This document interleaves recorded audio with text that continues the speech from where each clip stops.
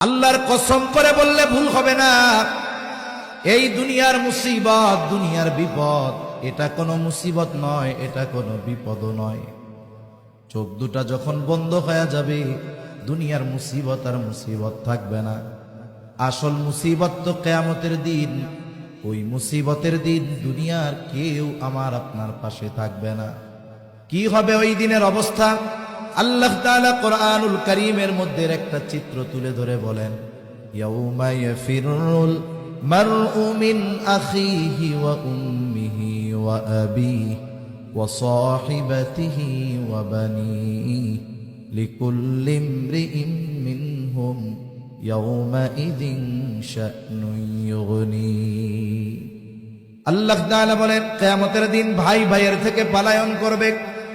ওয়া উম্মিহি ওয়া আবিহি, পিতা মাতার থেকে পলায়ন করবে। ওয়া সাহিবাতিহি ওয়া বানিহি, স্ত্রী সন্তানদের থেকে পলায়ন করবে।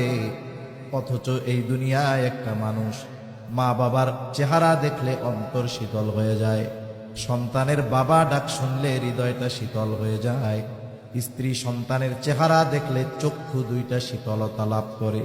কিন্তু কিয়ামতের দিন কেউ কারো সাথে দেখা হোক এটা কামনা করবে না।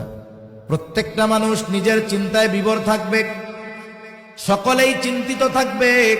আমার আপনার নবীজিও সেই দিন চিন্তিত থাকবে।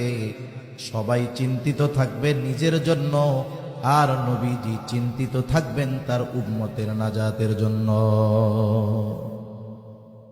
সেই দিন মানুষেরা এমনটাও আল্লাহ তাআলার কাছে বলবে, আল্লাহ, সারা দুনিয়ার সব মানুষকে জাহান্নামে দিয়ে হলেও আপনি আমাকে মাফ করে দেন।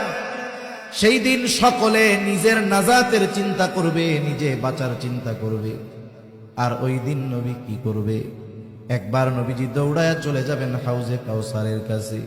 না জানি তার কোনো উম্মত পানি পানে মাহরুম হয়ে যায়। আবার দৌড়ায়া চলে যাবেন পুলসিরাতের কাছে। না জানি কোনো উম্মত পুল পাড়ি দিতে ব্যর্থ হয়ে যায়। আবার দৌড়ায়া চলে যাবেন জাহান্নামের কাছে। না জানি কোনো উম্মতকে জাহান্নামে দিয়ে দেওয়া হয়। আবার একবার চলে যাবেন মিজানের কাছে। না জানি কোনো উম্মত ওজনে ধরা পড়ে যায়। আবার যখন সুপারিশ করার দরকার, আল্লাহ তাআলার কাছে সে বারবার উম্মতের জন্য সুপারিশ করতে থাকবে। সব নবী সবাই জান্নাত অভিমুখে রওনা হয়ে যাবে। জান্নাতের দোরগোড়ায় পৌঁছায় যাবে, জান্নাতের দরওয়াজা বন্ধ। জিজ্ঞাসা করা হবে, কি ব্যাপার, জান্নাতের দরজা খোলো না কেন? জান্নাতের পাহারাদারেরা জবাব দিবে, যিনি আসলে খোলা হবে তিনি আসেন নাই। কে সে? বলে, মুহাম্মাদুর রাসূলুল্লাহ সাল্লাল্লাহু আলাইহি ওয়াসাল্লাম। কোথায় তিনি? হাসরের ময়দানে উম্মতের নাজাতের চিন্তায় চিন্তিত।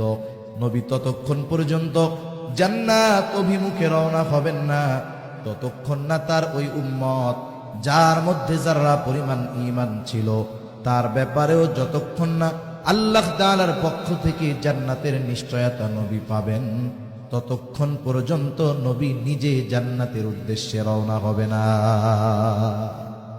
এখন বলেন, ওই মুসিবতের দিন বাবা চিনবে?